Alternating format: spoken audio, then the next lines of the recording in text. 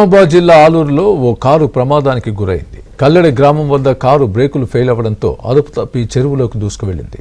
Car డ్రైవర్కు త్రుటిలో ప్రాణాపాయం తప్పింది. కల్లెడ నుంచి బోర్గాం వెళ్తుండగా ఈ ప్రమాదం జరిగింది.